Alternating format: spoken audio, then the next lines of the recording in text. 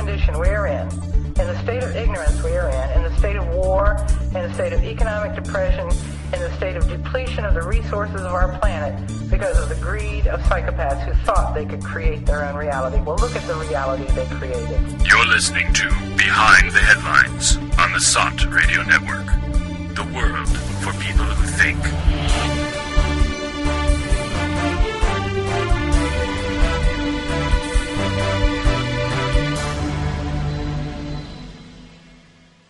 Hello, everyone. Welcome back to Behind the Headlines on SOT Radio Network. I'm your host for today, Harrison Cayley. Joining me, as usual, my co-hosts, Elon Martin. Hi, everyone. Joe Quinn. Hello. Neil Bradley. Hi, everyone. And joining us again, sporadically, every once in a while, we have Corey Schenk. Hello, everybody. So today we're going to be talking about the last week, which we're sure probably has raised the blood pressure of a lot of people, especially our listeners, because, you know, as everyone should know, some pretty big news. Well, we'll discuss how big it is, but we had, first of all, you know, starting out the week, we had some pretty heartening sentiments coming out of the U.S. Trump administration. We had Nikki Haley and Rex Tillerson both saying, "Oh, Assad can stay. It's up to the Syrians to decide." And then within like 2 days, we had the St. Petersburg metro bombing in Russia, and then the White Helmets put out this video of another alleged chemical attack. This time in Khan Sheikhoun in Idlib province in Syria. And, of course, you know, whenever there's a White Helmets video of something going on, it's big news. So, of course, things were going crazy for a day or two. Everyone's blaming Assad for this, horrendous chemical weapons attack.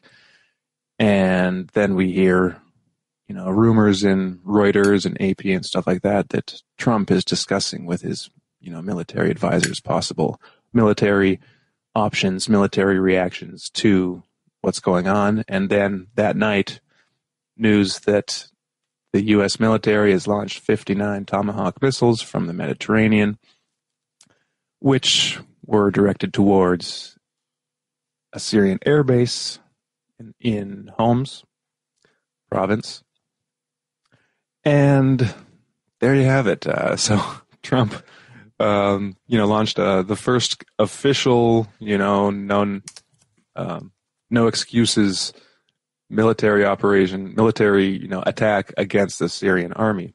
Of course, we'd had previous incidents of so-called, accidental strikes during the Obama administration, but nothing like, nothing open and, above board, so to speak. There was the attack on Deir ez-Zor, where the U.S. said, "Oh, we thought we were targeting ISIS," which was total nonsense. Yeah, it's kind of funny.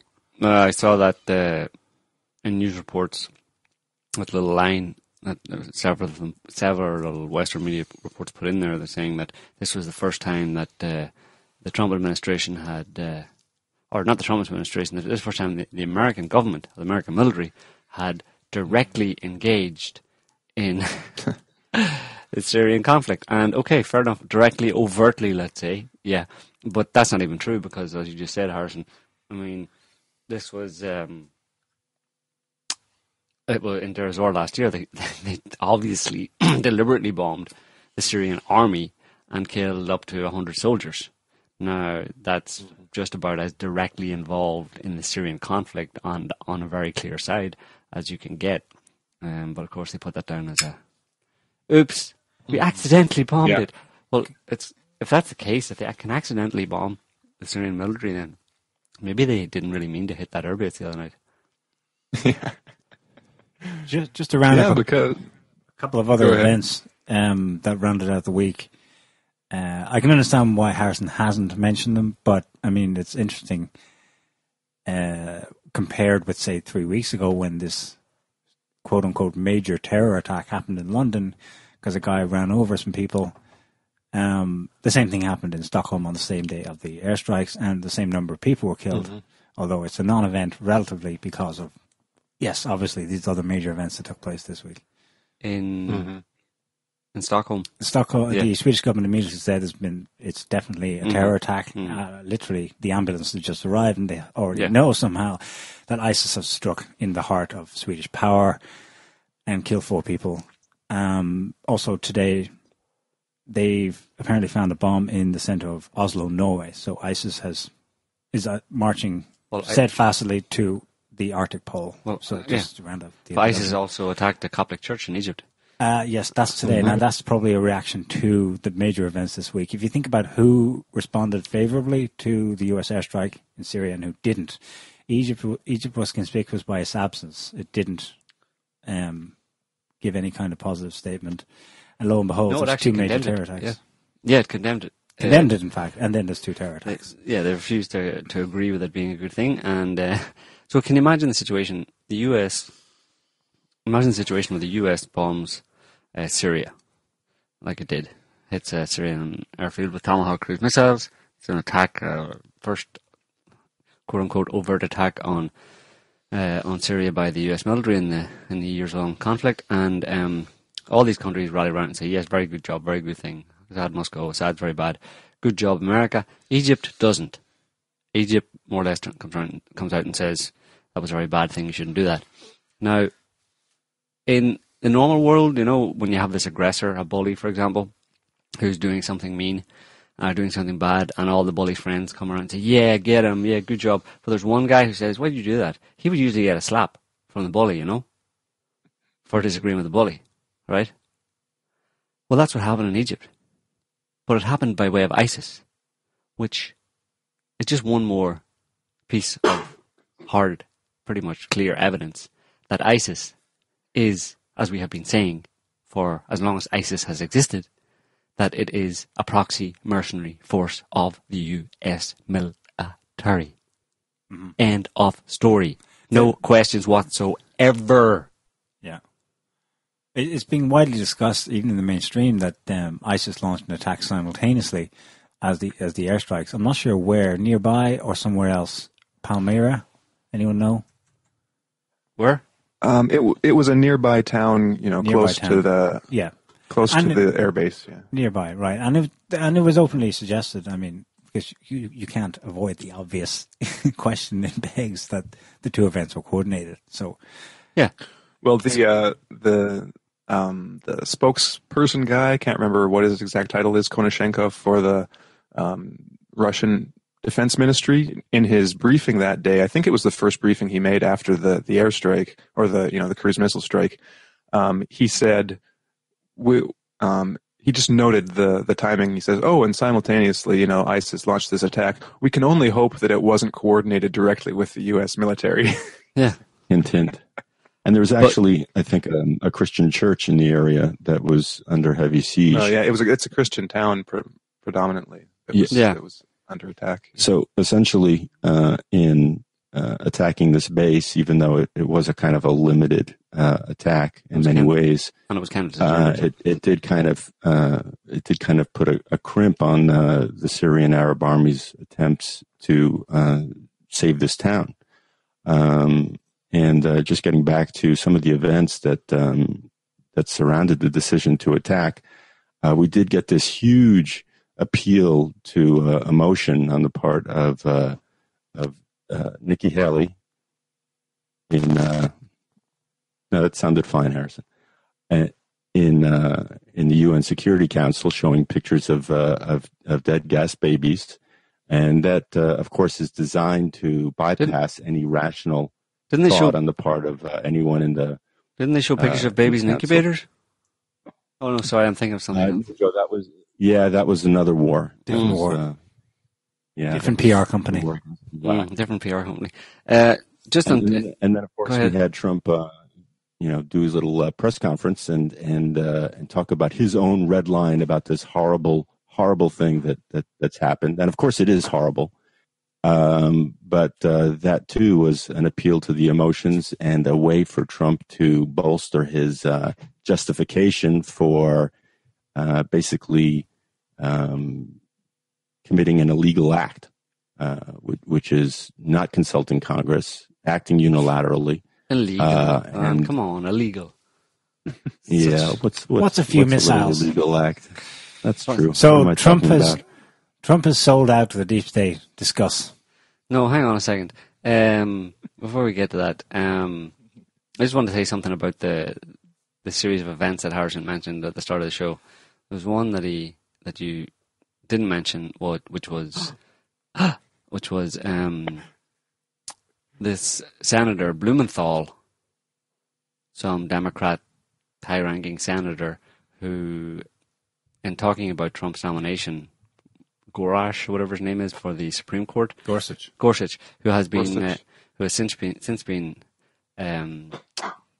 approved without a fuss, without a problem, after, more or less, I think after or at least when it was underway, when the missile attack was underway, later that morning, right. Friday morning, that's kind of coincidental. But the fact this guy, basically Blumenthal, came out and said that he wasn't going to agree with or vote for Trump's nomination for the Supreme Court because of the looming constitutional crisis.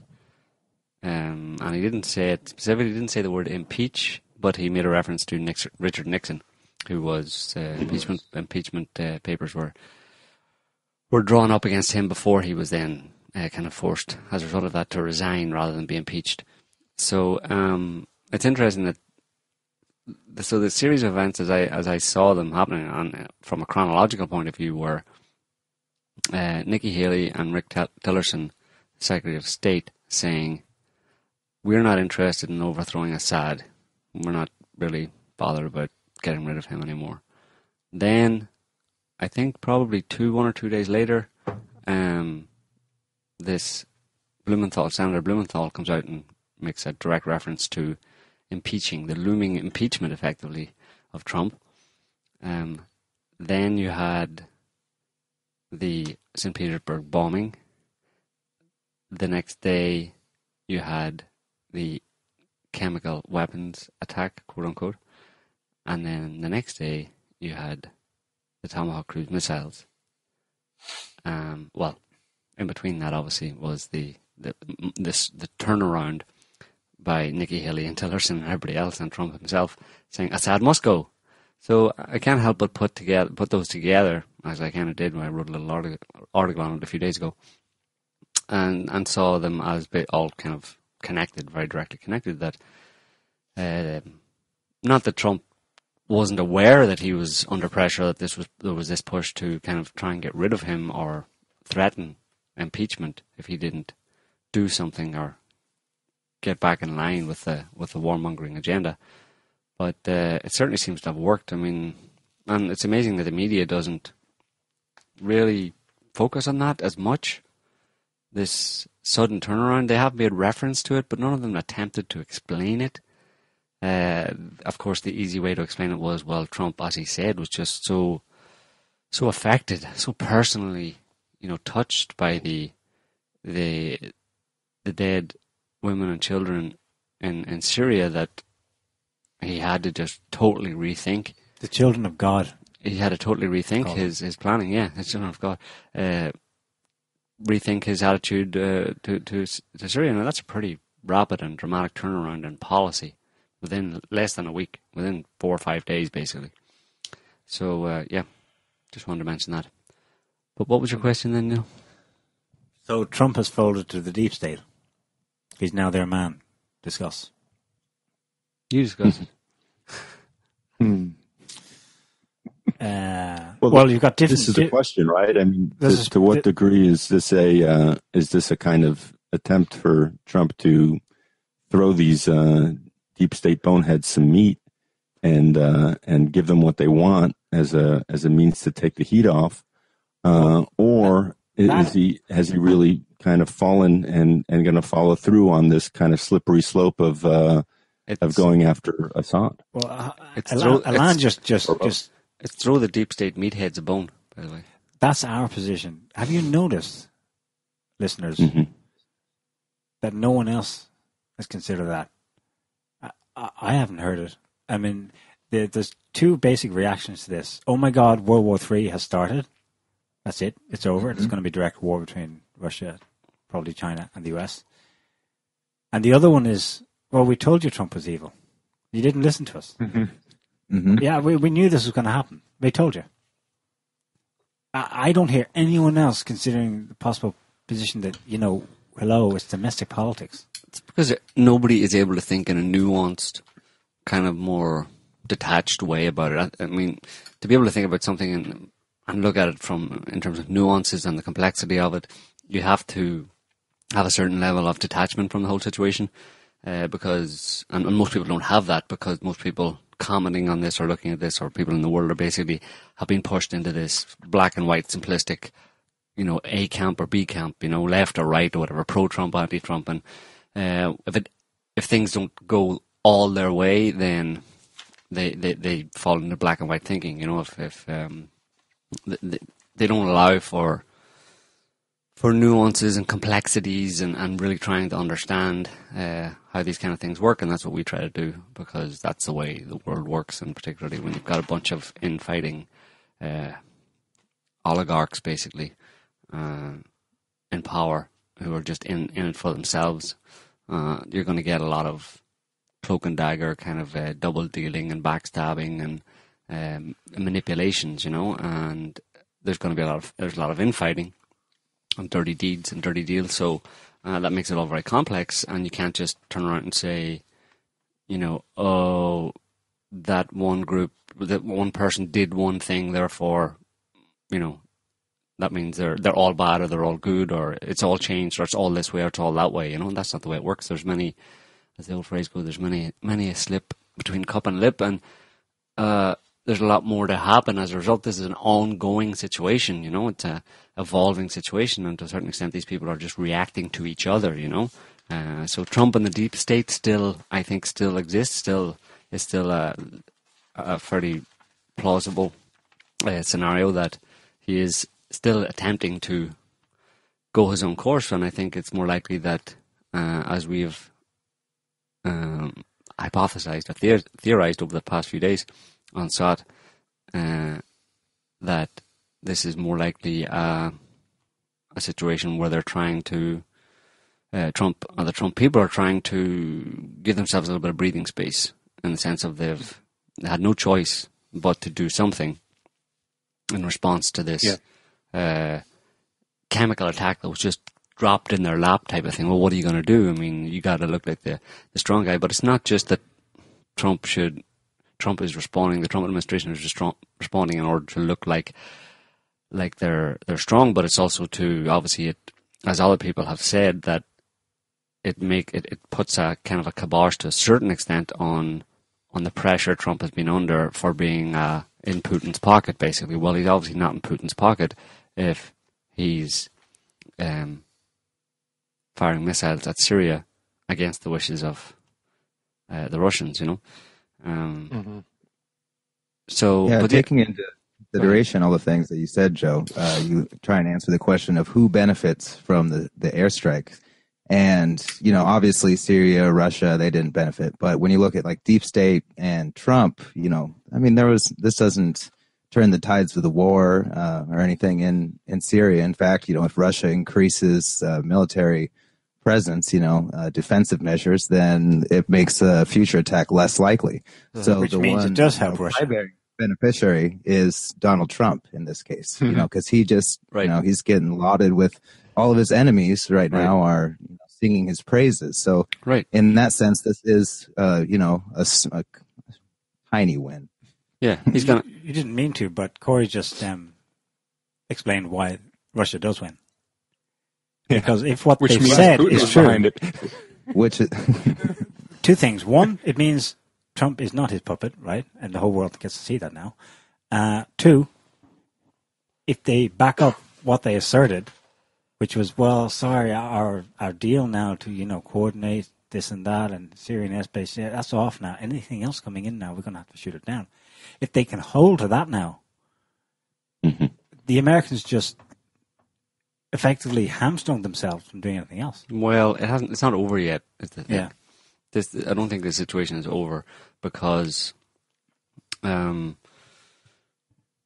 this was very much an attack on Russia. by these kind of deep state actors or whatever, the warmongers, the anti-Russian heads in the US, who want to screw Russia over at every opportunity, or just hysterical about Russia basically, and have been for quite some time. It really was an attack on Russia, because the kind of diplomatic fallout from this is that Russia is now being explicitly accused of being complicit in this chemical weapons, this atrocity against the Syrian people with chemical weapons by Assad, who is a friend of Putin, a friend of Russia, and Russia is basically supporting this guy. And how can any civilized state countenance such a thing, to be supporting a person who would do this? Of course, a lot of people don't believe. I don't know what percentage, but a lot of people don't believe that the narrative that this was a chemical attack by Assad, as many people are saying. It's completely ridiculous that he would, at this stage where he's in the ascendant in the war and he's in a very powerful position, where he would carry out a chemical weapons attack, which he knows, and he said in 2015 explicitly, and I have a quote somewhere, that there's no way that he would ever sanction the use of chemical weapons in Syria, because Syria is looking for as many friends in the world as possible because of the position it's in, and Assad knows that all he would have to do would be to use chemical weapons, and then he would have no friends whatsoever, which is exactly what has happened, obviously. And that's the whole point of this propaganda ploy, which is to make Assad look like he is just untouchable, not untouchable, but that no one should ever or could ever associate with him, and his position as president of Syria is untenable. And Russia, the pressure is now being placed on Russia to ditch him, basically. Not only to ditch Assad, but to remove Russia's military presence in Syria and allow Plan A to go ahead, to get back on track. Plan A being allow the jihadis to overrun Syria and get rid of Assad and his government and impose a Western-backed, compliant regime in Syria, and then they can get back on track in terms of the whole point of why there's any kind of a war in Syria at all, which is about natural resources and geopolitics and gas pipelines coming from Qatar through the Middle East through Turkey into Europe to supplant Russian gas supplies to Europe. So ultimately, and this obviously isn't lost on the Russians, it's very much the center of their awareness, that the whole point of the Syrian conflict is to strike a blow against Russia economically and to degrade it as a country and as a power in the world. So this is why Russia is not going to back down, cannot back down, and no nation in the world would ever back down if it had the ability, and Russia has the ability not to back down from this kind of a manipulation, an attempt to basically destroy Russia's position, its rightful position in the world. No one would do it. Well, and one of the things about this is that, well, first of all, from some of the, comments and just discussions that I've seen online, there are some people saying that this was kind of like a totally orchestrated, not in the sense of, like a deep state false flag kind of organization, but like a Trump and Putin, like behind the scenes saying, okay, well, let's do this. And this is how we have to respond. I think that's kind of taking it a bit too far. I think that when you look at it realistically, this is not an ideal situation, but it's the action that Trump thought would be like the best given all of the conditions under which he's operating right now. Mm-hmm. So the Russians certainly aren't happy about it. The Syrians aren't happy about it, and they're going to have to deal with it, and it's going to create problems in the future. Mm-hmm. But on the other hand, it's not a total disaster in the sense of just look at John McCain and what he would have liked to have happened, and not just John McCain, but lots of other people. Like you can see him on news interviews, and he, first of all, he's totally happy that Trump bombed Syria, which is kind of, well, it's really revealing in one sense, but he also says, but he should be bombing more and we should do more and more and more. Now, if Trump was really like actually sold out to the deep state, that's what he'd be doing right now. This would have been the end. Like that would have been the start of a major, operation like Iraq 3.0 or Libya 2.0. This would have been a repeat of that. And well, go ahead. Yeah, I was going to say maybe, but maybe not. Because I think in this situation, this Tomahawk pew pew kind of shooting missiles at a deserted airfield in Syria involved the coincidence or coincidence of interests, and that's the reason Trump went with it, and the reason that the kind of deep state were kind of facilitated it effectively, because obviously you're talking here about the setup to it, which is obviously important, is this chemical weapons ruse or fiasco, where it obviously was not Assad, and obviously not the Russians, it was the jihadis or even probably some CIA agents or Mossad agents on the ground who decided to basically blow up a bunch of chemical weapons and use that as a pretext.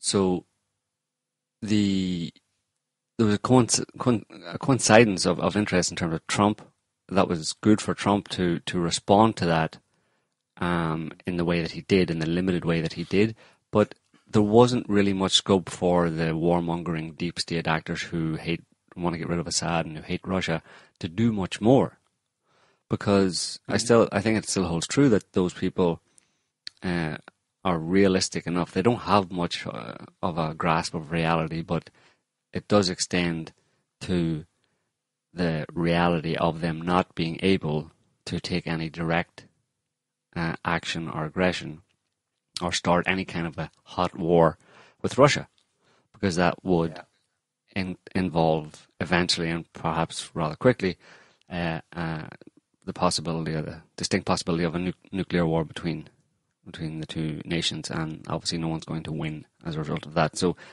the problem is, the thing that has frustrated these people for the last 18 months is that they have been completely checkmated in Syria by the fact that Russia just kind of pulled back the curtain and said, oh look, there's our airbase, fully stocked airbase ready to go in Syria, and we have complete basically control. We've basically created a no-fly zone in Syria for NATO forces or for the US. You can't do anything, and they haven't done anything. They weren't doing anything before Russia entered, because obviously they weren't going to be bombing ISIS, because ISIS is their proxy army, and they figured they didn't need to be bombing actively because ISIS was doing a very good job prior to October 2015, about 18 months ago.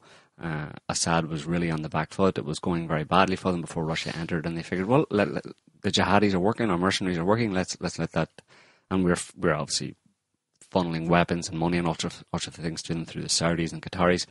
Let's let that play out. It's not going to last much longer. Then Russia comes in and changes the whole thing up and basically stops them from doing what they would have done in that situation, which is, if things were going bad for the jihadis, they would have launched a NATO bombing campaign. And you notice that they tried to do that in August 2013, but through some skillful Russian diplomacy and probably a few implied threats, they were forced to back down. The US and the UK had to go to Congress and go to Parliament, and they had to basically say, everybody went, yeah, let's not do that. Let's not have another NATO bombing campaign like in Libya on Syria, because why? Well, the only reason those people back down from that kind of thing is because they've been made aware of a very clear scenario where NATO planes would be falling out of the sky and British and American soldiers and pilots would be dead.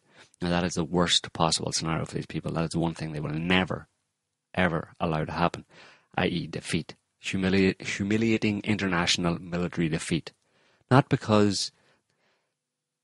just because they don't like being defeated, but because every single use of American military and Western, particularly, it's mainly British and American arms manufacturers' weapons that are put on display in live action arms expos, arms shows, effectively, when they launch weapons and have these kind of wars, turkey shoots in different countries.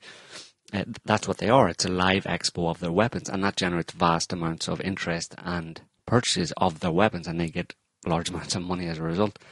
So for that history of successes, of only success, of look at our wonderful Tomahawk cruise missiles flying through the air, blowing up Baghdad.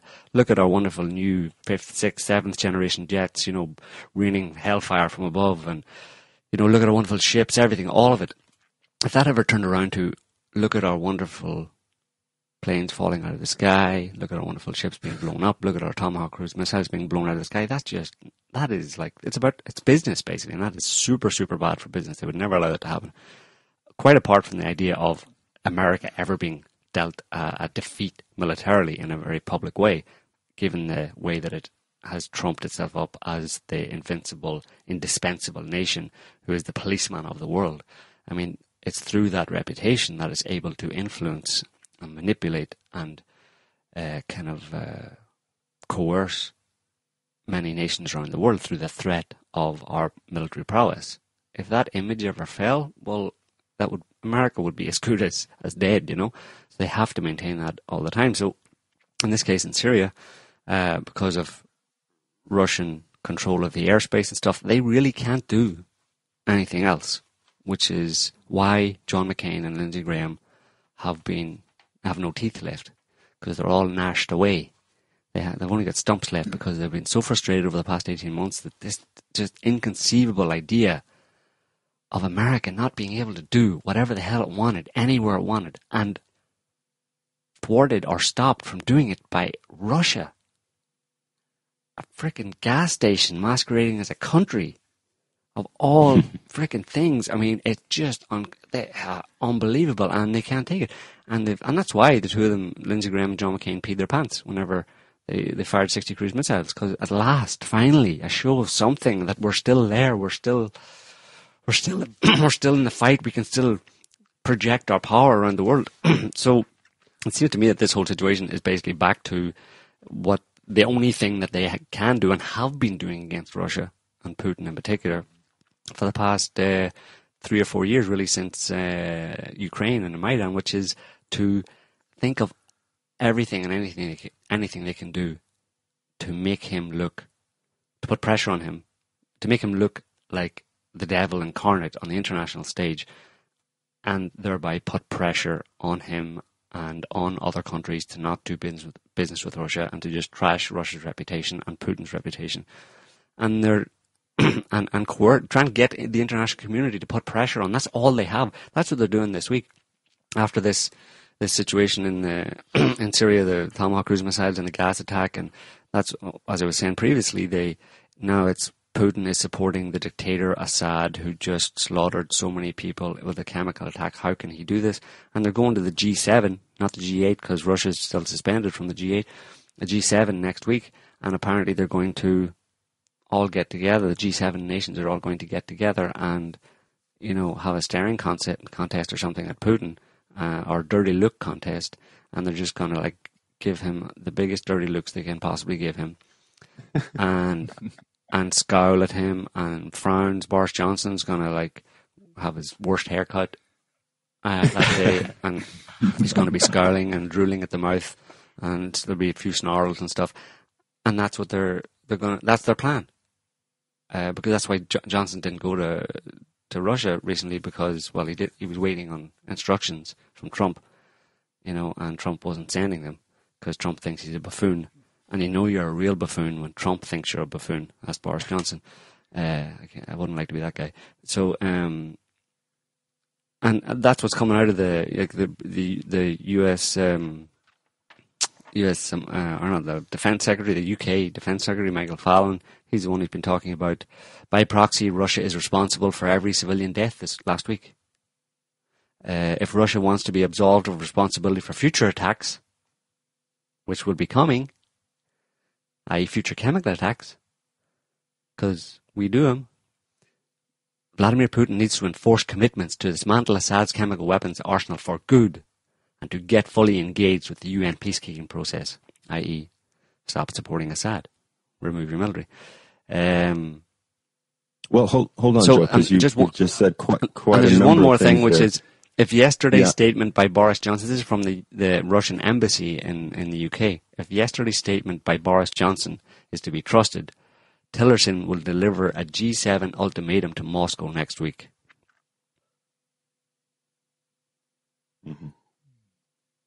Go ahead. Well, so just, one of the things that seems to be ignored throughout all of this is that Assad's chemical weapons have all been taken out of Syria 3 years ago. This was under the supervision of the UN. The U.S. signed off on it. This was a done deal. So just a small detail. Yeah, and yet it never gets brought up in this conversation at all. Not our conversation, but the conversation of Western media. But I wanted to get back to something also that Harrison said about this not being exactly an ideal situation, and Joe, you've alluded to this in looking at this in nuanced ways.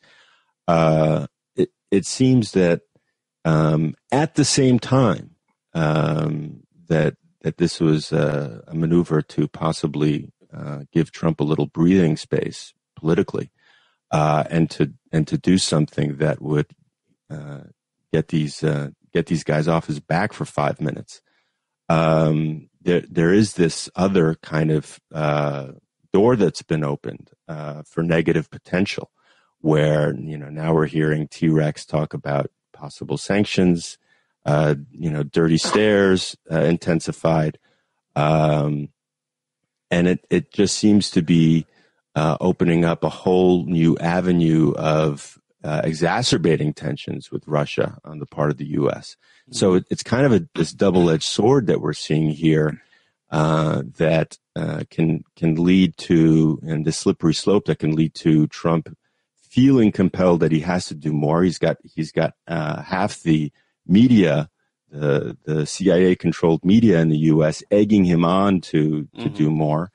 You have numbskulls like Lindsey Graham. And folks, if you haven't seen it yet, I think in one of your focuses, Harrison, you have a clip of Graham being interviewed by Tucker Carlson on Fox News. We actually have that audio if you want to play it. That'd be great. It is wonderful because, and what you'll hear in this audio, I'm glad we have it, Joe, is Tucker Carlson actually one of the few people in the U.S. media exercising any amount of rigor to all this bullshit that guys like Lindsey Graham are spouting on these TV shows. He questions him on every bit of it. And he should be lauded. It's amazing to me that Fox News would even continue to have him on the air. But hey, we'll take what we can get, right? Did we want to play that clip now, Joe, or did you want to wait a little bit? It's only a short little. It's only, and it's not the whole interview. I think the whole interview was like 10 minutes or something. But no, it was 20 minutes. But this is just like a few little bits and pieces. Okay, we'll go ahead. Oh no, we won't.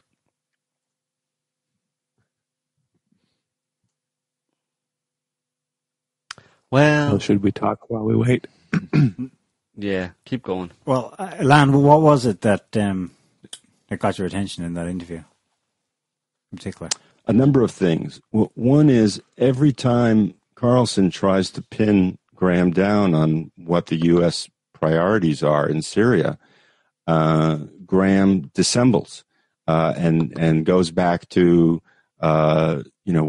what the Russians are doing, and we have to defeat ISIS. And then when Carlson calls him on that, it's, well, we have to get Assad.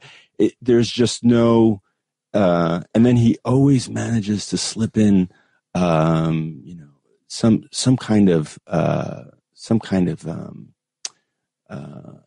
well, if we hear the recording, we'll get it. But he manages to throw in all these little, and Putin is evil, and Assad, continues to barrel bomb people, and he just gets away with, or attempts to get away with, so much. It's really quite refreshing to hear someone call him out on all his BS. Yeah, the amount of BS is astounding. Yeah. I mean, he says that you have to beat ISIS, but you can't beat ISIS till you beat Assad, because Assad is the reason that there's destabilized country. But you can't. But Assad's the ally of Iran, and Iran is the real enemy. Right. So you have to defeat ISIS, but you can't defeat ISIS. You got to beat Iran first. And I mean, the amount of He claimed with a straight face that Assad wasn't. Tucker Carlson said, "But isn't Assad fighting ISIS?" He said, "No, Assad is fighting the opposition. Assad isn't fighting ISIS." Which it's the most barefaced lie. The opposition is.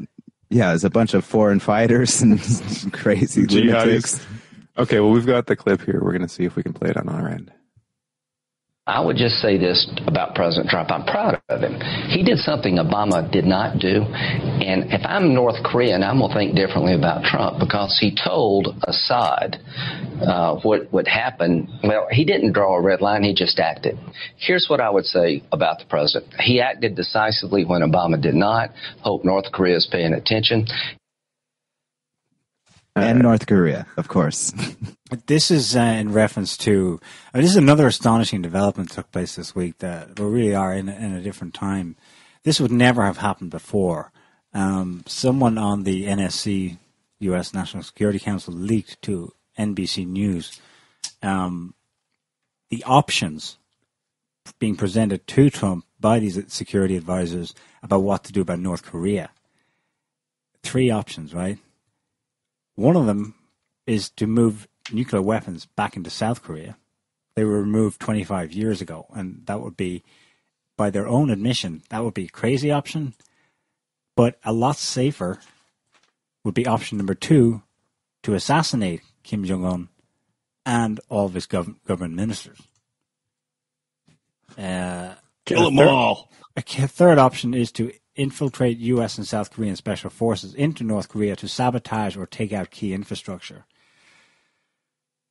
And they quote some former NATO commander who says, in his opinion, it'll be some combination of special forces with South Korea and cyber, which is shorthand for cyber warfare, which we know means that they will do things like shut off the power to their hospitals to make people hurt people. They're supposed to, in their crazy world of game theory, making you punish the people and then they rise up against their leader and then you get regime change that way.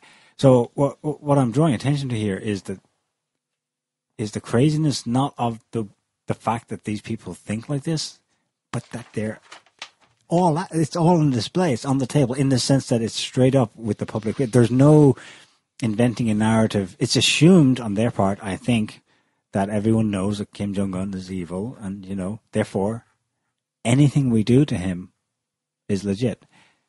And anything we do to the North Korean people is legit too. And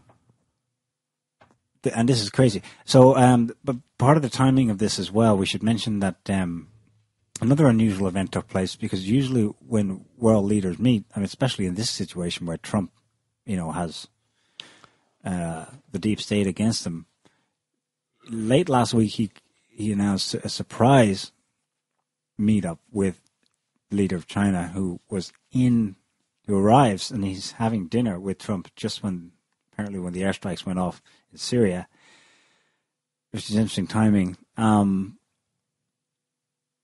they supposedly discussed North Korea. And then NBC announces these are the options on the table for Trump. Just yesterday, a U.S. warship, or more than that, a battle group, which is like a carrier and several warships, apparently moved to North Korea or South Korea, I think.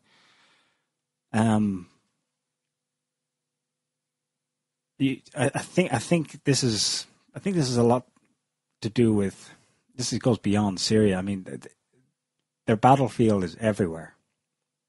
They're battling China and Russia simultaneously.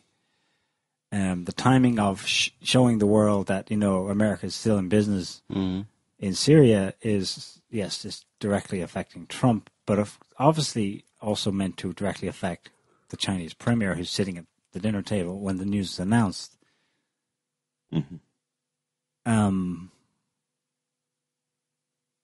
Yeah, good luck with that. That's all I can say. Yeah, well, North Korea... Go ahead, Joe. The whole North Korea situation is very similar to... I don't know if people have seen the video of Putin who's interviewed by a journalist, a Western journalist a few years ago, and the Western journalist is asking him about the missile shield, the U.S. missile shield in Poland and Eastern European countries. And Putin says, well, yeah, it's kind of like... Putin obviously wasn't happy about it and complaining about these missiles placed within firing distance of relatively close to Russia, and the interviewer says to him, "But that's for Iran. That's against Iran. That's to protect Europe from the Iranian nuclear threat." And Putin just laughed for about 15, 20 seconds in his face, and he was like, "Yeah, I have to go home, but at least you sent me home with a smile on my face." That's what I mean. So it was obviously ridiculous. This is the level of awareness of the average journalist as well, who just believe nothing but the official Western government line and can't even think for themselves. So the point of that is that North Korea plays the role of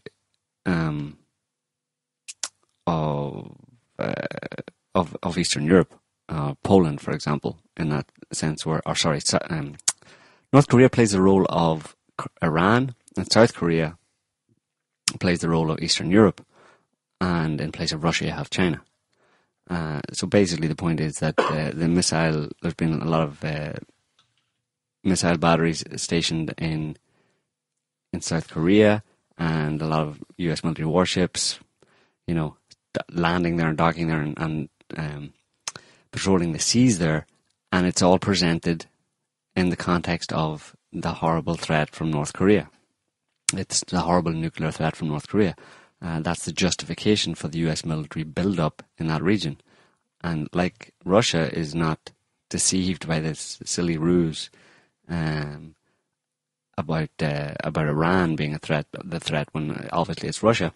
To the West, in this case, China understands that it is the real threat, or it's what's being targeted by these missiles that are officially to protect against North Korea.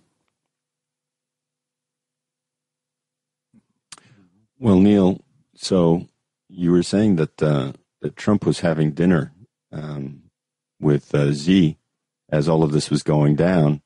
And it is interesting timing, and it's almost as if Trump is saying, look what I can do, type thing. I don't know if that's the correct spin on it or not, but it did remind me also of the fact that the missile base in Syria that was attacked by those 59 Tomahawk missiles was supposedly the same base that retaliated against Israel's incursion with 4 bombers or jets a couple of weeks back. And there was one story that, in fact, the Pentagon had given Israel some updates in real time when this base was attacked just a few days ago, as if to kind of placate Israel and put on a show and say, here, this is just for you in a sense. So these multiple little things have seemed to be served by the U.S. attack on this base. They're placating Israel. They're kind of subtly threatening China, if that's what we can call it. You have to wonder how far it'll go at this point. Mm. Well, it's interesting that there's basically the same pattern has emerged as during the so-called Cold War, where you have 2 large-scale fronts, not front in the physical sense so much as in a sort of ideological sense. And the Cold War ended, right? And there's no competing ideology this time, and yet there it is still. The underlying facts remains the same. It's as pronounced as ever, or rather it returned in a slightly different form. If you think about the scale of this, I mean, it's planetary. Both sides have nukes. Both sides have a lot of other conventional weapons. Both sides have probably altogether maybe not quite parity. The US-led side probably has more guns than the other in sheer numbers, but it's a pretty level playing field. It's a major standoff, and I mean the Cold War lasted 60 some years officially, what I keep in mind here is that this probably won't blow up in the same way that one didn't either. It's a great standoff, and there's just too much at stake for these people to risk losing it all in nuclear conflagrations. So absolutely, yeah. It's because their main goal is greed, and their main driving force is insane greed. Basically, greed as a kind of a sickness where it's gone pathological, basically, and they want more and more and more, and there's no satiation for them. The thing about, we throw this term. A lot of people are throwing the term the deep state around, and we've more or less, I think, defined it as elements within the intel agencies, but also a big section of it in private business, basically. And one of the things, there's actually a very good book on it by Peter Dale Scott called The American Deep State, Big Money, Big Oil, and the Struggle for U.S. Democracy. It's a relatively recent book.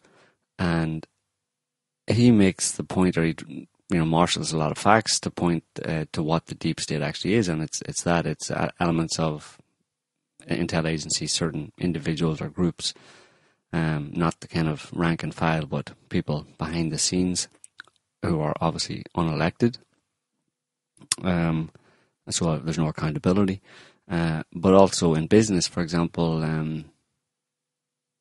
he mentions the fact that about 70% of the U.S. intelligence agency's budget, and I think between them all it runs into the several billions of dollars. About 70% of that is outsourced to contractors. Like, there's been many of them over the years. Kellogg Brown and Root and Booz Allen Hamilton. But so these groups, these corporations are getting the lion's share of U.S. intelligence agencies' budget that is outsourced to them as effectively private businesses. So they are in control of that money, and obviously it just makes them insanely rich, but they're then tasked with actually fulfilling or doing the work of the supposed work of U.S. intelligence agencies to protect America, keep America great, further American interests around the world. And these are private businesses with CEOs and who are making the decisions as to what to do, and they're effectively making decisions on they're making decisions for American foreign policy, what they should and shouldn't do, and it's all motivated by basically, ultimately, personal profit and the accrual of power and wealth. You throw in the big oil companies who are obviously in the mix there as well. They want their share of the pie, and bankers, Wall Street bankers, private banks on Wall Street, and between those 3 or 4 entities, you have the deep state that dictates the course of, is dictating the course of the US, and the same is true in Western European countries. It's the same people effectively, and they're the ones who are deciding to have war, basically, because as we mentioned previously, the arms manufacturers thrown in there, they just want war just for any old reason, just have some. You got to use our weapons, otherwise you're not going to order some more. Or rather, the American people, their tax dollars are not going to keep flowing towards us. So when we sell you some weapons, when we sell the US military some weapons, they got to use them so you can buy more. And the oil companies are saying, well, you got to use them so that we can get access to oil in these countries that some Arabs are unfortunately living on. And obviously Wall Street bankers are financing it, making massive amounts of money from the financing of it. And obviously, these contractors are just like joke companies, basically. They're just vacuum cleaner operations just for sucking up taxpayers' dollars. And all of them together need ruses to justify war, effectively, because war is a business. And that's it's bleeding America dry, has been for many years, including Western European countries in the same situation, but particularly America. It's bleeding America dry. Trump walks in and says, yeah, this is kind of bleeding America dry. It's not good for America as a country and for the American people. maybe we should do something differently. And that's where he ran into his first and probably his only problem. Well, on that subject, I'm reminded of a documentary a few SOT editors and me watched recently called The Weight of Chains 2. The first Weight of Chains was about NATO's attack and destruction of Yugoslavia in the 90s. And this one was a kind of follow-up to that piece and a survey of how neoliberalism, in conjunction with the military profiteering, has destroyed or is in the process of destroying various countries around the world. And I think it was a UN envoy commenting on this whole thing, this whole dynamic, who was from either Croatia or Serbia, who said, Russia's being accused of trying to enrich itself. And he said, I don't disagree with that. But the difference is that I can either do business with Russia or I can do business with a Western country like the US or Germany or France or the UK, and I'll be attacked. Russia's not going to attack me. They're just trying to do business. Do they want to make a profit and benefit themselves? Yes, of course. Well, he didn't put it in those terms. He was just speaking of interests. Mm-hmm. So he was saying that it was a Serbian guy, and he was saying that, well, we get criticized for dealing with Russia and for Russia, allying with us in certain ways because it's just in Russia's interests. So he says, well, yeah, but when the West does it, it's in their interests, but they also attack us, like you said, Iran. Not Iran. but when Russia does it, it's in their interests, but it's in our interests too. So what do you expect us to do? Of course, that's better. And yeah, so it was just a totally common sense thing because people will criticize Serbia or Serbian politicians for any kind of good relations with Russia because it benefits Russian interests. Whereas he says, well, that's what else would we do? Yeah. Only do business with Russia when it hurts their interests. Yeah. You're only allowed to do business with Russia where basically, you sell some crap to Russia and they give you a lot of money for it. Why are other countries, particularly non-English speaking ones, incapable of doing business the Western way? Which is what? I get everything and you get nothing. Yeah. Why are they incapable of that? Well, apparently. Yes, I'm waiting on history to show me how they behave like brutes, but actually it's the other way around. So, what's going on there? Yeah. Well, anyway, there's a question on why only about a third of these Tomahawk missiles actually reach the airbase in Syria. No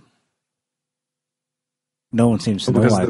Yeah, go on. Yeah, and that was really interesting because Konashenkov in that first briefing, he explicitly said it. So we tracked these 59 missiles coming in, and then we managed to track 23 of them to the airbase.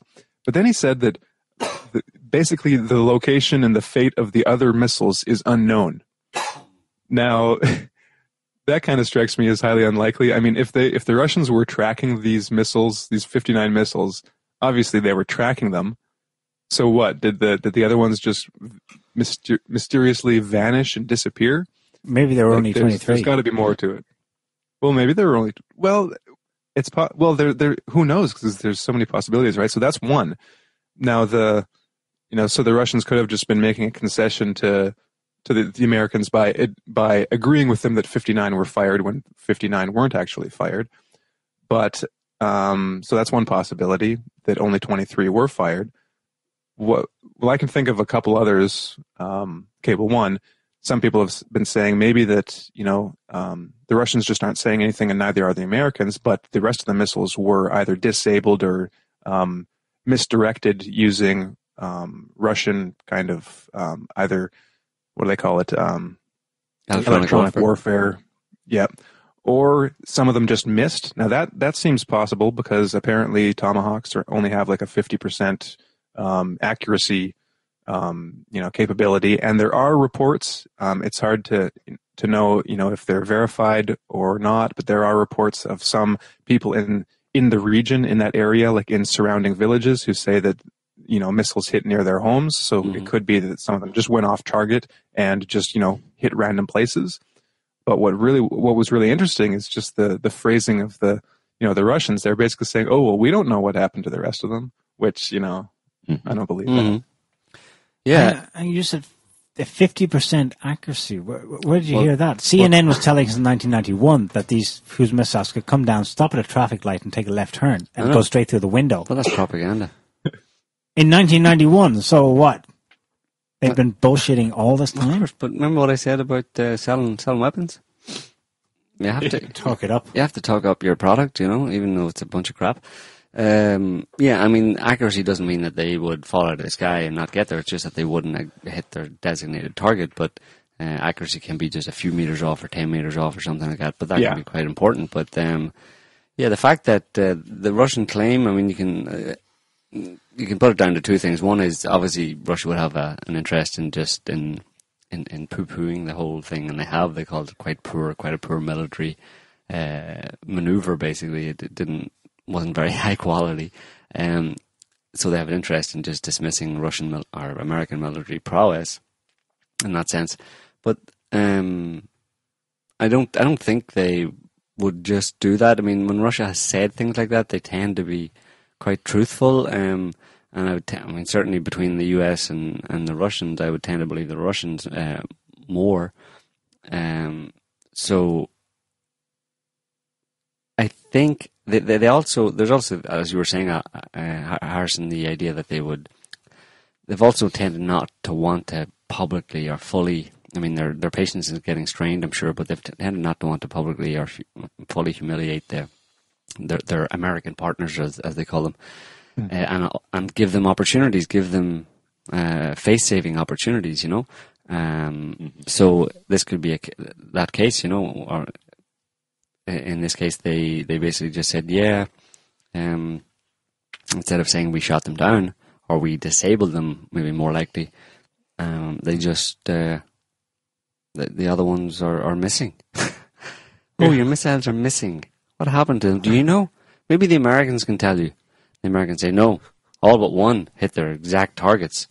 Well, yeah, you guys don't have a very good track record of being honest about the capabilities of your missiles, I mean, after the first Gulf War, as Neil was saying, the Patriot missiles at that time were trumped up, no pun intended, trumped up to be, best thing since sliced bread.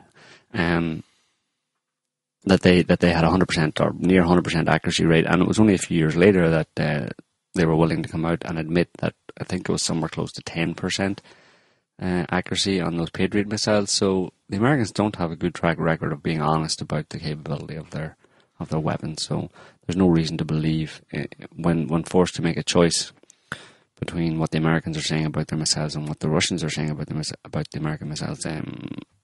There's no reason to believe, especially when the Americans are saying, it was almost 100% accuracy. Well, you've said that before and it was a lie, so no reason to really believe you right now. And the Russians in that context, give a more believable explanation, which is that it was only about 40% accuracy, which is in the ballpark of what they're kind of known for.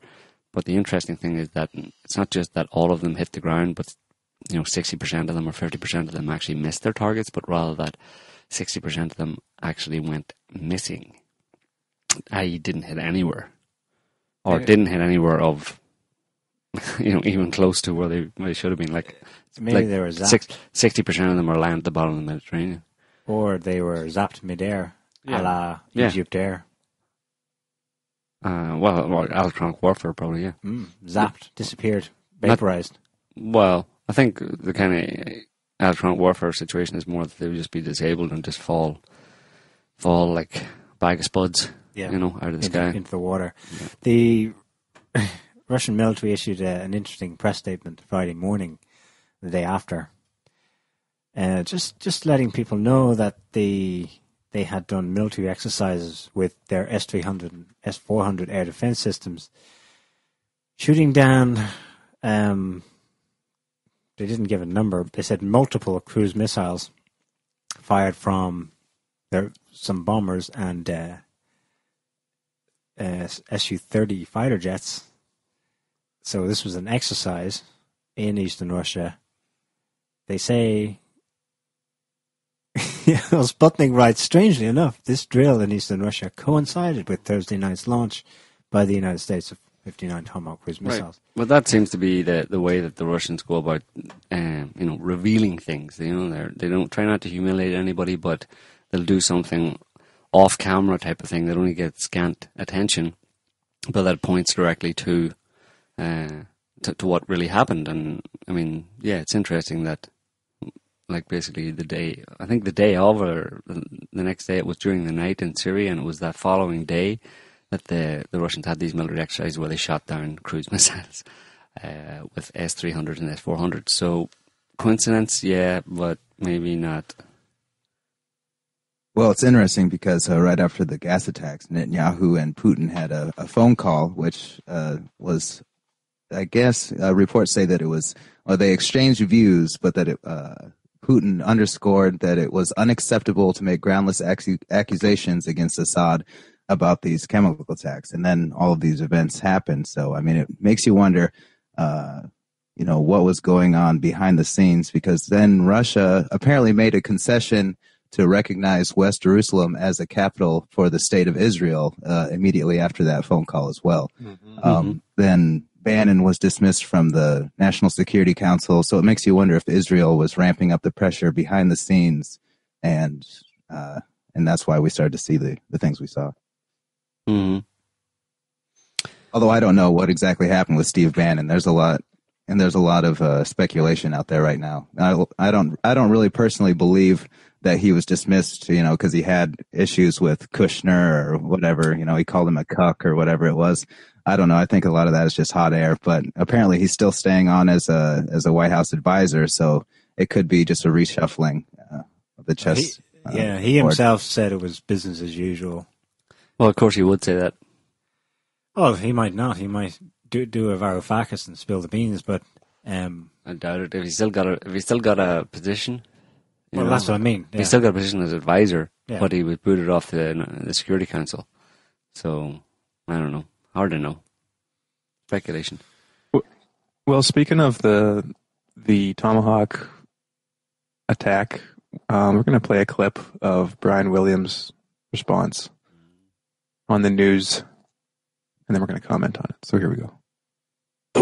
We see these beautiful pictures at night from the decks of these two U.S. Navy vessels in the eastern Mediterranean. I am tempted to quote the great Leonard Cohen, I'm guided by the beauty of our weapons. And they are beautiful pictures of fearsome armaments making what is for them a brief flight. Oh, my God. Just for our non-Americans. Talking about, Williams baby is eagles or Yeah. Yeah, this is, what's his name? Brian Williams. This is the same guy who got booted off of NBC for getting caught in a lie. Yeah, what was his thing again? Said that he was somewhere. It's kind of like Hillary Clinton's, right, where she said she was, right, came out of the plane, knife for fire. It was something like that. Yeah. And so he was fired for a while, and then, they brought him back out of retirement. I mean, this is like, you see, he reminds you of that guy from Dr. Strangelove, Yeah. There's this kind of, this worship of military might that goes beyond all reason. And that's the caliber of journalism. It's not even that, because I mean, I think it would be pretty normal for any country, any patriot of any country to be proud of their military and see images of their weaponry. And I mean, the Russians do it all the time with their military parades, and everyone's like, yeah, look at how great we are. But this kind of takes it to another level, just in the sense that here's this guy gushing over these weapons that are, well, it would be the difference, I think, between, let's say you imagine like the perfect upright general who always, fights honorably and, is always the first on the battlefield and supported by all his troops and, kind of worshiping or, giving kudos to that guy and being like, oh, look at his armor and look at his sword and it's so great. And then you've got like some gangster on the street with a bloody dagger and a dirty shirt and then, he's holding up his dagger. And then this is what Brian Williams is kind of like gaga over. I think Brian Williams is just a rich guy who likes to hear himself talk. That's what that sounded like to me. Just so that was actually ridiculous. Yeah, Brian Williams is a news anchor, so he's a regular feature on U.S. nightly news. So yeah, on the one hand, it's like what the hell is he talking about? But on the other hand, this is exactly the thing that we're talking about here in terms of the angle of this getting the pressure off Trump's back. Mm-hmm. Mm-hmm. Brian Williams is expressing the relief of the elites, of the McCains, McCains and the Grahams, and the liberal interventionists, the do-gooders, the Samantha Powers, and so on, because right and left didn't matter. They were like relieved more than anything. They have this patriotic fervor, rush of blood to the head, because. And they've been taking a beating over the past 18 months. Someone mentioned, well, Russia does this too. Well, that's the point. Russia has had all the exclusive of the past 18 months. Mm-hmm. Every time. And Americans know that this is effective on people. Mm-hmm. It's just that in this respect, they don't realize that they're out there on their own, and most of the world's actually looking at and going, you just committed a war crime. Mm-hmm. Do you know what I mean? They don't understand that when the rest of the world is watching the Russians doing it, they're going, yes, that's righteous. Right. I mean, Russia has been lauded over the past 18 months. America still assumes that it is and always has been righteous. Yeah, but it's not. And nobody believes them anymore. Very few people believe them. I mean, Russia has been lauded over the past, every time Russia fired, or there were images of Russia dropping bombs in Syria, whatever, it was the general response from, social media, let's say, and people everywhere. I think it spread to the collective consciousness as far as it could, was that this was a good thing because Russia was fighting ISIS. At the same time as Russia was bombing in Syria, the West was being bombarded with images of the horrors of what ISIS was doing. It wasn't hard; it was very simple. Kind of image for people to grasp, which was horrible ISIS killing people, chopping heads off, and Russia bombing ISIS. So Russia has just been like having a field day, basically, in terms of its praise and respect for its military prowess. And while the US just sat aside and said, oh, they shouldn't be doing that. Oh, they're not doing that. And nobody listened to them, This mealy-mouthed kind of whimpering from US politicians trying to take away from Russia when it was doing something that everybody understood to be the right thing, which was bombing terrorists in Syria. And America is like, well, that's what we do. We should be doing that. We're freedom and democracy. I mean, we're the policeman of the world. We should be doing that. How come Russia's getting all the praise? That's not fair. And this is really bad for us because, I mean, what about our reputation? And that's that, like as Neil was saying, that's where this guy's, this anchor's, what's the word? Ecstasy almost at seeing these beautiful missiles. Oh, finally, a release, for 18 months of military celibacy, and finally we've consummated ourselves once again by whatever. I'm going to follow that analogy. He's so ecstatic that he's bringing in Leonard Cohen. I mean, that's how he feels about it.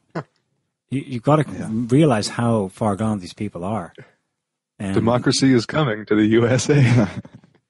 And he's not alone. I mean, it's also Trump supporters. Sean Hannity, America is back. Mm. Back. Think about that. Where have they been? Exactly. Well, they had to not be there, right, to be back, right? They had to be in the doldrums. Another Fox News commentator, talking head, Trump reminded everyone who's the boss. America, we're the boss. We're number one, baby. Mm-hmm. Don't forget that. Now, there's two things here. The one thing, there's perception. You got a reputation, you need to make sure you uphold that reputation. And the other thing is, what have you actually got? Well, remember, what you actually got was a pretty piddly attack. Mm-hmm. Sweet nothing, really. Yeah. That airbase was used the next day to launch airstrikes against ISIS, which means the CIA and the boys lost the next day, as they've been steadily losing, having their positions eroded over the last 18 months. So nothing has changed in the actuality. But in their minds, they understand that the global perception of U.S. military might is more important. It wasn't more important. It's important, but it's not. But I don't know how more important. They believe it's more important. Yeah. They believe in it. I mean, the whole reality creation thing is obviously like one ranks very high on their foreign policy. And, as long as you can convince people that you are the number one superpower, then you're the number one superpower. And I'm sure a lot of them, they're so delusional that they're so into this weird postmodern world where they really think that their subjectivity is reality. Yeah. I read somewhere that half of the Pentagon's budget is for STRATCOM, they call it, strategic communications. And in case anyone doesn't get the gist of what I'm saying, the guy who was being cited in this article where I read this explained that what this means is that it's important to our budget because how we project American power abroad, the image of it, is super important. And that is like half of their budget is spent on telling the world how powerful the military is. It's hot air. But that's what I've been saying. Substantially, it's hot air. Well, we've been saying that for quite a long time now, that is, it's hot air, but it works, and it's, as long as you create the impression of invincibility and you being the world hegemon, the policeman, and the upholder of the free world, and the upholder of rights of the oppressed, blah blah blah, and you've got a big stick, and you use your big stick periodically. Well, then, after doing it enough times, you can get by basically on your reputation. You can get things. You can actually topple governments by sending in John McCain just with for a word. Visit. Yeah, with a word almost, and that's the big problem with Russia. Russia coming in, that's the real thing that stings, is that Russia came in and just exposed them as being not all that, basically. And that's serious. That's what Trump did too. When Trump came in, he was that whole, that was a little bit of reality biting him in the butt. They're like, oh shoot, Clinton's didn't make it. Now we got Trump, and how do we explain him? The Russian bots were what got him elected, or the Russian propaganda or something. Yeah. And I mean, part of the problem, apart from Trump's, possible or theorized plan or penchant for doing things differently, and maybe pulling back the U.S. military, not confronting so much with Russia, not getting rid of Assad. Apart from that, which was a concern, I suppose, for these deep state gang, the problem for the American people again was appearance. Was that Trump is a big wobbly guy with orange hair and an orange face who says rude things.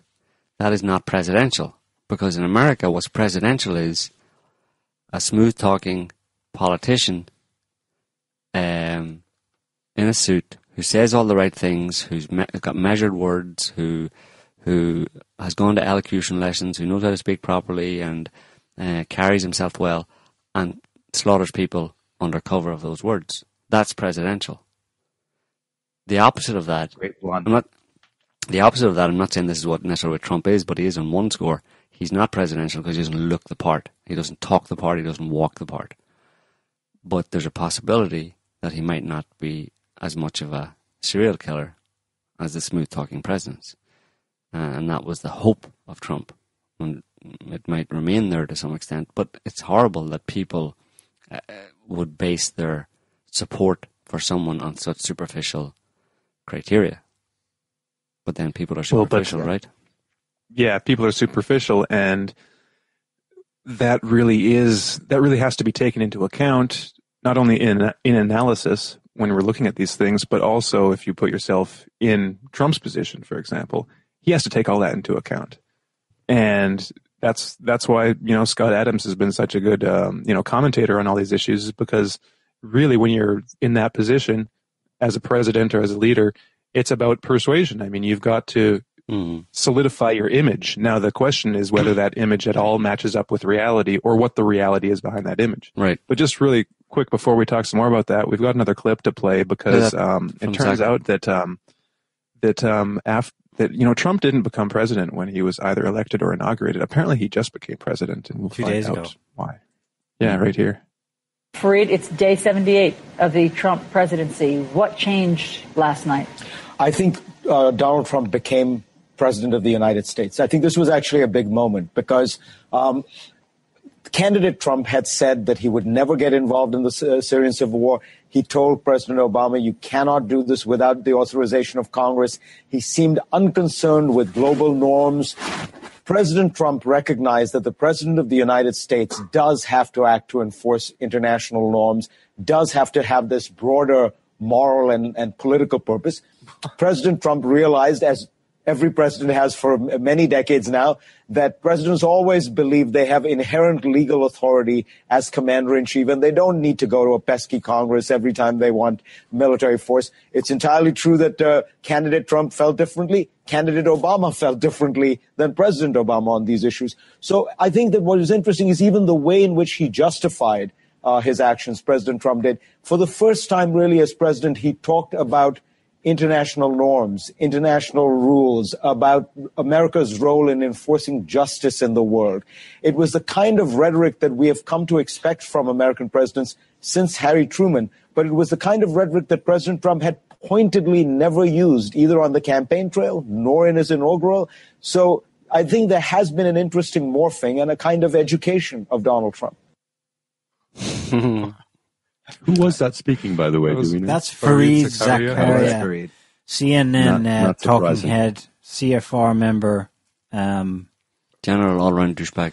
General all-round, probably liberal interventionist type. So he spoke to it there. He spoke to what was missing from Trump, and what they didn't like about him was that he would enforce America, the Pax Americana around the world via bombs. He would enforce American peace around the world by blowing and assume that responsibility of America as the policeman of the world, as the sole exceptional superpower that decides all major issues around the world by force if necessary, but it's always in the interest of freeing the poor people and bringing bunny rabbits and unicorns to the oppressed.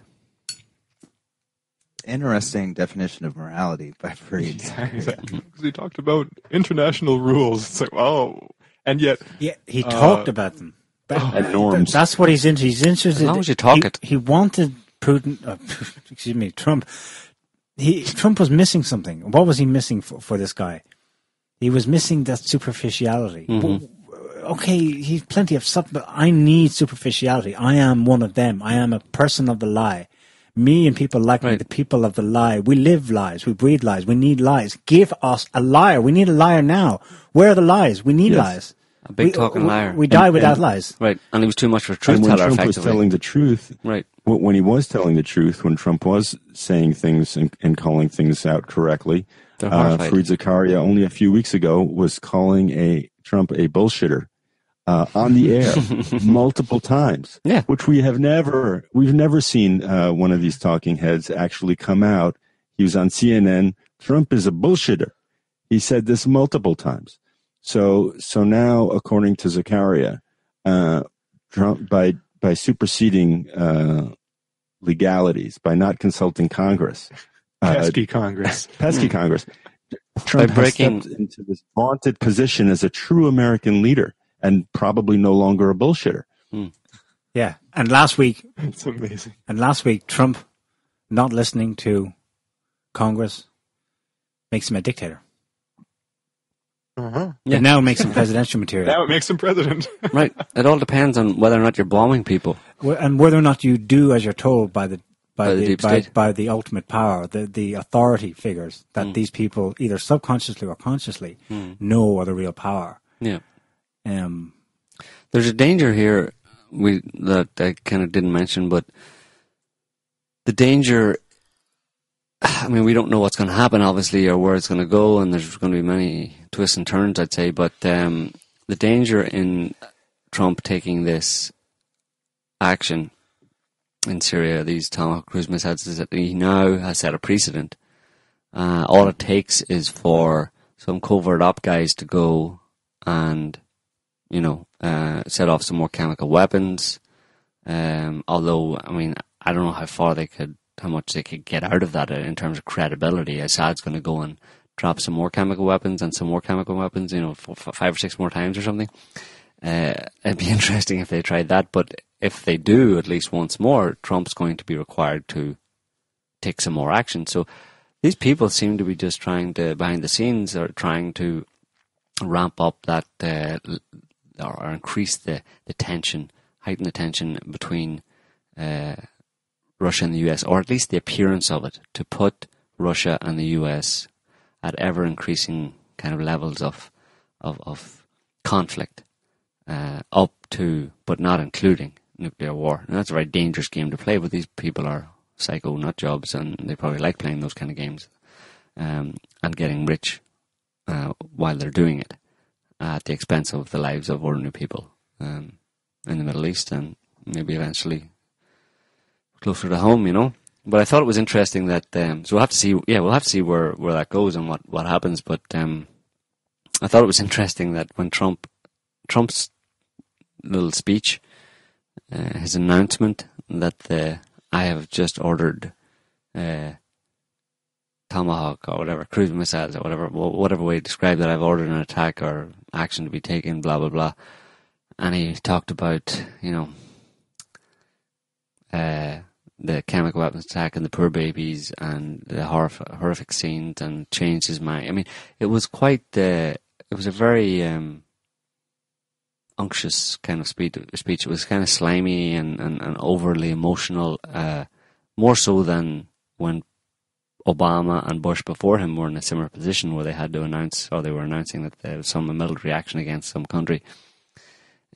Trump really nailed it, but you could tell he was reading very carefully from the 2 teleprompters, I was word for word, because no way that guy could pull it off himself, So, but I thought it was interesting that, so he gives this speech, and it's just what everybody's been waiting for, right? I mean, this is what they want. The president, yeah, they want the lie, they want the, back to the kind of brass tacks, if you know, and back to the traditional American foreign policy speech. And so he makes it, and then he starts to walk off, and he's walking off. But before he could get to the door, a bunch of reporters started shouting stuff. But there was only one question that actually came through, and it was from some guy, I don't know who it was, but one of them shouted at him, "Mr. Trump, what's your legal justification for doing this?" And I just had a laugh at the hypocrisy of the media, that even when Trump is doing what they want effectively, he's becoming presidential, he's doing all these things, he's bombing countries again, they still couldn't resist getting in a dig at him, asking the right question, but only because it's Trump.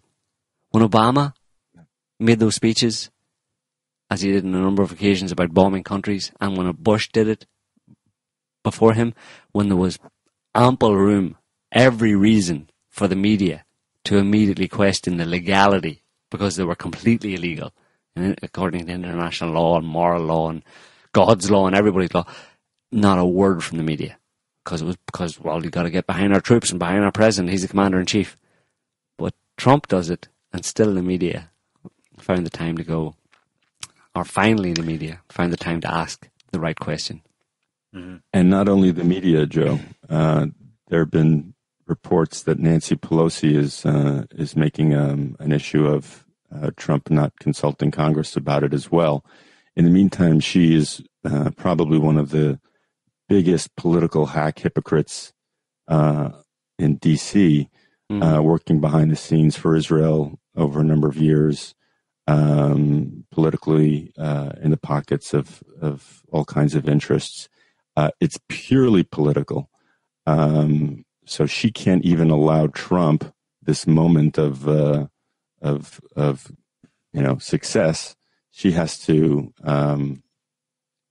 make an issue of the legality of it because she really believes in law. Yeah, right. Point taken, guys. But that still falls under the business as usual remit, because the overwhelming message is relief and yes and yay America, and that is the overwhelming win for Trump, or overwhelming motivation for doing this. Yeah, he's won. He has won. But my point was simply that in all the years of American illegal actions around the world, not one reporter ever questioned. In fact, they did exactly the opposite. They did their best to cover up the flagrant illegality and war crime nature of Bush and Obama actions, military action around the world. They never said a word. They actually did exactly the opposite. They massively encouraged it and massively projected the propaganda at the people.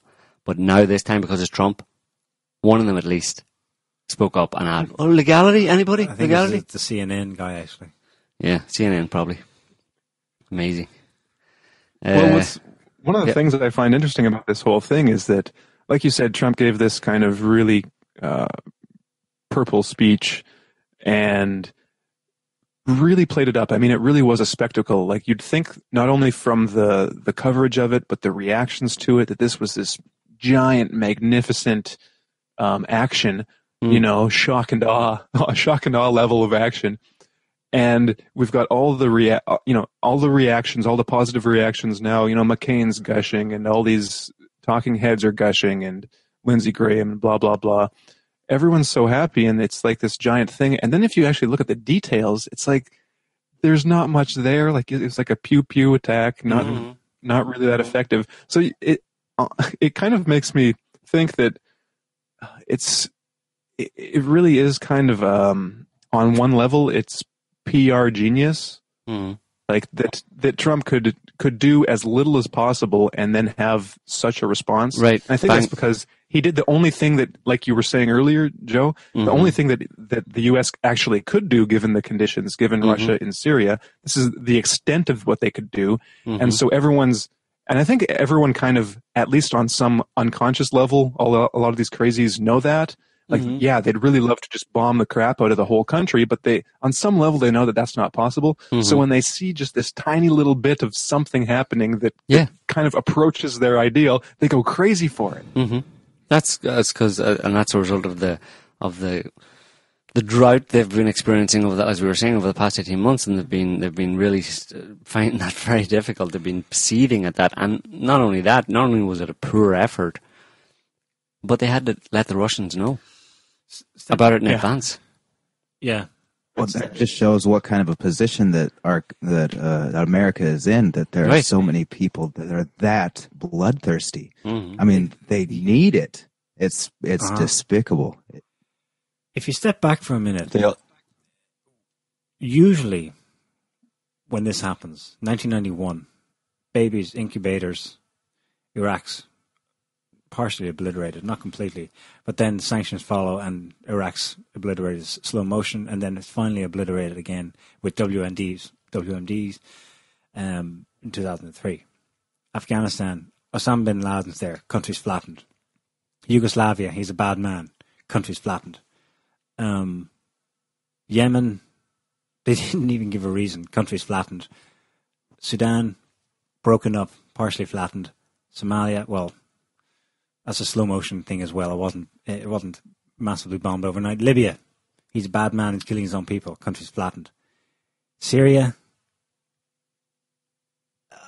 they can't flatten Syria. The fact remains that Syria there's a roadblock there over this longer pattern. And when they do it again now, recently this week, they still can't do what they would normally do. That tells me that they're hemmed in. And that this is actually a relatively positive global development. And I think that for them, I think that Trump is also someone that needs to be conquered. And I wonder if some of this elation isn't at the fact that have we managed to, have we won against him? Is he going to bend to our will now? Is some of this elation more of like a conquering of Trump than a conquering of Syria. Mm-hmm. I think that's a good point, Corey. It's like, why isn't he with the program? Yeah. Why isn't he following the damn script? We've written the script. We've had the script for 20 years. We've had our best people working on it. What's wrong with this guy? Doesn't he want this for us? Doesn't he? What's wrong with him? What kind of ideas does he have that he's coming out with making America great again? What is this? What is this? When wasn't it great? Well, you know what? Like, seeing it from that perspective, I think that probably I'm just being hypnotized, but because Scott Adams keeps showing up in my brain, and he'd probably like that, but I don't know if I do. But his whole thing about persuasion, which makes sense, is that, it's all about pacing and leading. So that's what he was saying about how Trump won the campaign, was you pace people, you speak at their level, you basically agree with them, you say what they want to hear, and then once you've agreed with them and they now agree with you, you slightly change their opinion and they'll change their opinion along with you. So keeping in mind what Corey and Alon were just saying, we have these people saying, why doesn't Trump just get with the program?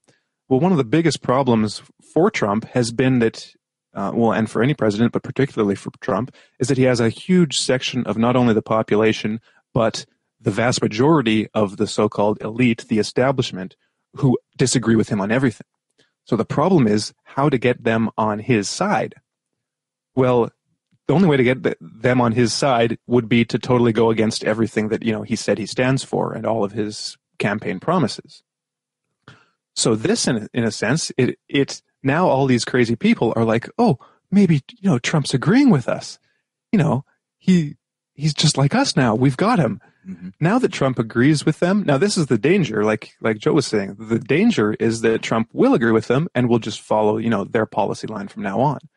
The other possibility, which would be the ideal one, but, we can't get our hopes up, would be that now that Trump agrees with them and they now agree with him, he can say, oh yeah, I totally agree with you guys. Yeah, exactly. And then, but we should actually do this, just a little bit differently than you guys are suggesting. But, I still agree with you guys and you agree with me, right? Because, we're hermanos now. Mm-hmm. And it's so there's at least the possibility of that pacing and leading. Now they all agree with him. Now Trump agrees with them. Okay, well now let's see what we can actually do. Oh, well it looks, that's what you want. Okay, well this is the best way to get there. Wasn't quite what you guys were asking beforehand, but we can agree, right? At least, it's a long shot, but it's probably the only way to actually get that end result. So, I think that the situation is a lot more complex than this whole, Trump abandoned his campaign pledge or, Trump is our savior or whatever. I think that, it's much more complex than we think. Politics is like a black box and we look in from the outside and we have to, kind of understand the nuances of what's going on. And when you look at it from, that big picture, I think that Trump he's edged in from all sides by forces that, us ordinary little people out here, we have no idea what, kind of interests and forces are on him, at all times every day. And you have to have a strategy and you have to, if you're going to try and do anything, you have to play with what is already there. And he's in power in, a giant pathocracy. He might as well have been elected president of the Crips or the Bloods or something. If he wants to get anything done, he has to work with what's there and the mindset that's there. And, it's as terrifying as that is. It seems, frankly, it seems hopeless, but, if he's able to make any ground whatsoever, then, shoot, that guy's he's a soldier. Yeah. It depends on what you're. If he's able to survive, if he has integrity and he keeps it for 8 years, I will think that guy was a hell of a guy. Yeah. Or 4 years. It depends on your expectations. Yeah, you can't have really high expectations, right? No, no, you got it. It's insane. You're like, I want the Crips to be a great, the Crips great again, or whatever. It's like that's what people don't realize. And the problem is people who are living in an illusion, like haven't paid attention to this stuff, haven't investigated what's going on, and how the world actually works. Those people are living in la-la land, and they're never going to come up with an accurate explanation or understanding of events as they unfold if their awareness of how the world works isn't grounded in how it actually works, if they're living in la-la land, and they're also going to expect far too much, they think they live in the greatest country in the world, freedom and democracy and stuff, and then they're horrified when an orange-faced president comes in. How did that happen? That can never happen in America. Well, I mean, you got to understand, the context and the situation, the real context and situation in which you're living, and just how bad things actually are, and only then can you make an assessment of what's good and what's bad. Mm-hmm. If you know where you're at, but most people don't even know where they're at, And things are very, very, very bad. Mm-hmm. Right. Like you were saying, Corey, you have these incredible forces that are arrayed against them in the media, in politics, personalities that he's surrounded by who might have ulterior motives. These are incredible pressures. He's probably the best person on his whole team. And, if this looks like, 2 steps backwards to get 1 step forward, it's just a testament to how difficult a situation it is for him. This is realpolitik in at the end of empire in the United States at this time and place. This is Trump dealing with the hand that he has dealt. And, we talked a little earlier about Russia kind of helping to save face a little bit in what they were saying and not saying. And you have to imagine that on some level, not even in such a deep level. I mean, it's very easy for them, given their understanding of what he's up against, to want to play along to the extent that they can.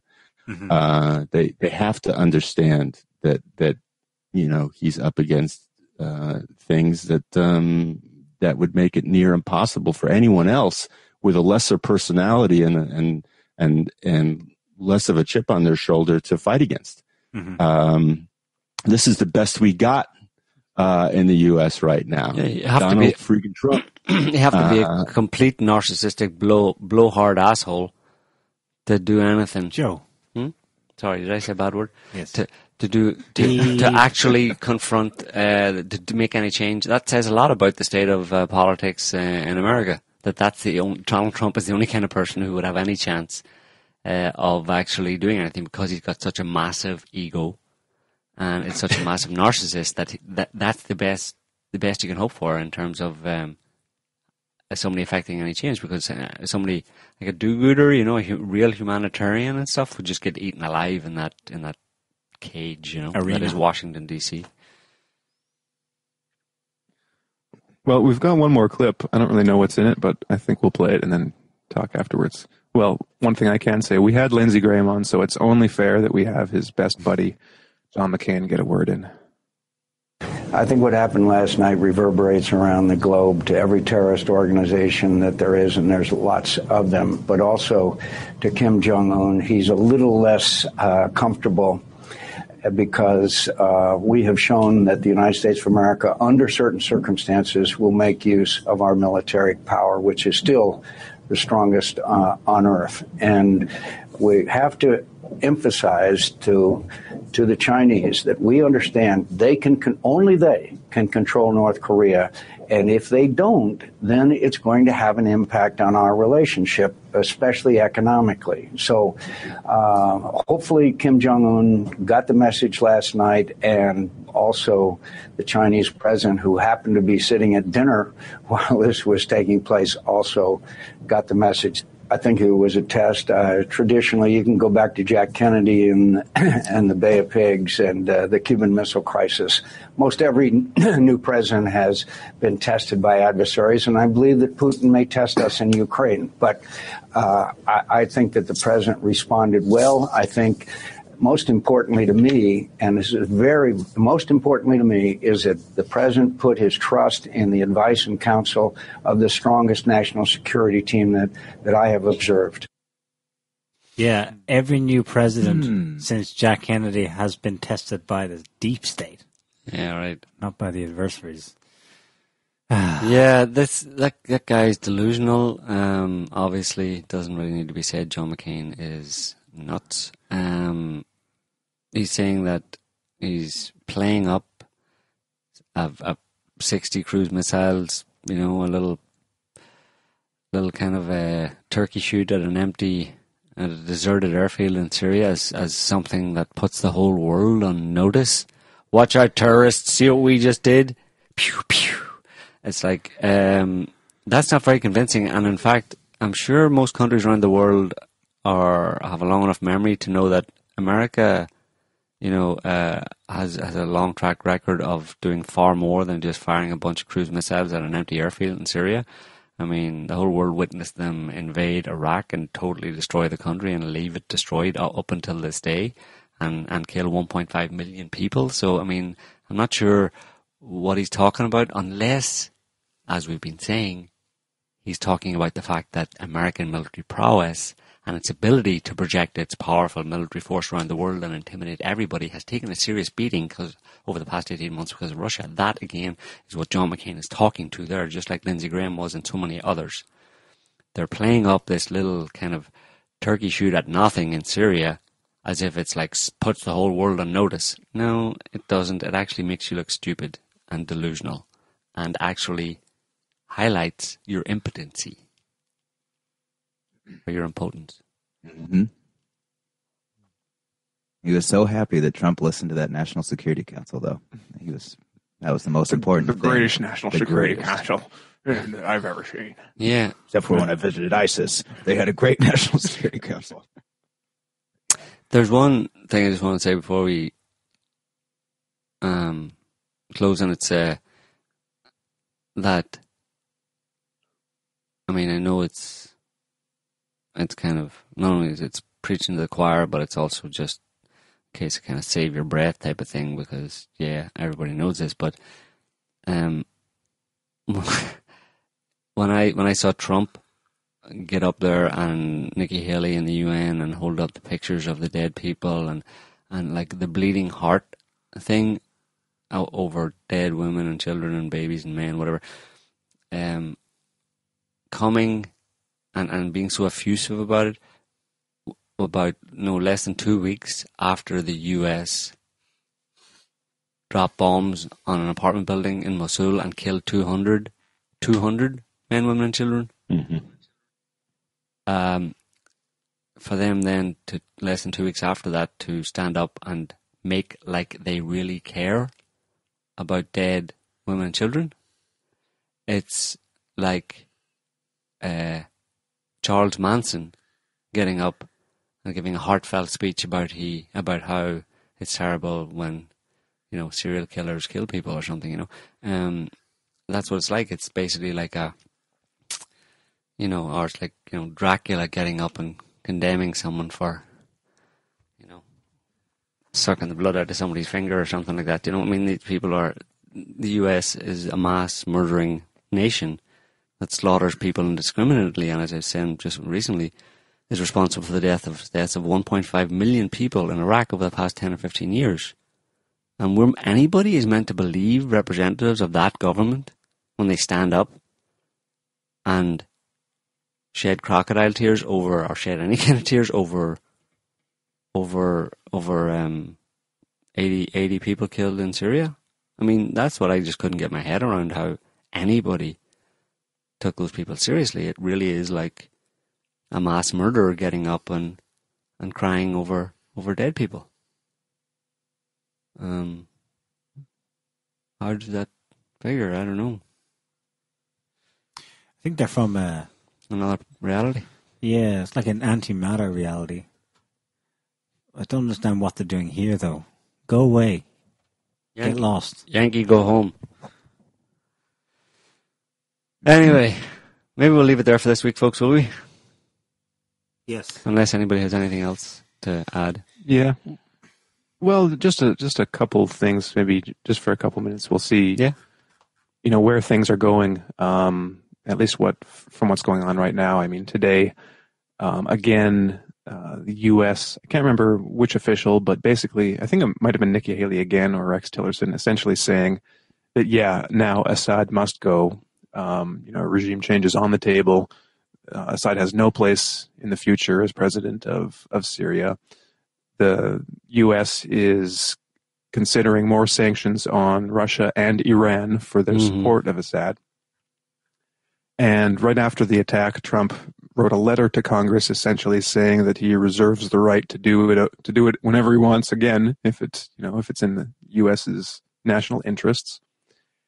And on the other hand, we've got Iran and Russia reaffirming their support for Syria. Russia closed down the deconfliction line, tore up the memorandum of understanding they had with the U.S. military. So they will no longer be sharing any kind of military information about planes. And the kind of implied threat there is that because you won't be able to tell us what you're going to do, basically don't do anything. Otherwise, we could, shoot down your missiles, shoot down your planes, etc. And Belgium has already apparently stopped any flights over Syria because of this. Mm-hmm. And the Russians also, that same day said, we've got a routine transfer of our warships. Basically, they sent one of their admiral cruisers to the Tartu space in Syria, Caliber cruise missile equipped. And they say they are going to up their air defenses. So presumably maybe more air defense systems, in addition to the S-300s and S-400s. So there's that. So we'll see what happens based on all that. I don't know. Yeah. We shall see. And Boris Johnson's going to shirt front Putin. Well, and as far as I know, the meeting between Lavrov and Tillerson is still on for, was it this week, I think? Like the 11th or something like that. So we'll see what happens with that. Yeah. But other than that, I think we can call it a day. Alrighty then. So, well, stay tuned for developments, everybody. Yeah, we'll be try back. Not to get too crazy about it. Yeah. Yeah, if things aren't super crazy over the next week, we might have an interview next week. We'll see. We'll let everyone know online. So Tune in, stay tuned, and we will talk again next week. So thanks, everyone. Thanks for listening, guys. Thanks for listening. See you next Take week. care. Let's play that outro music. Good.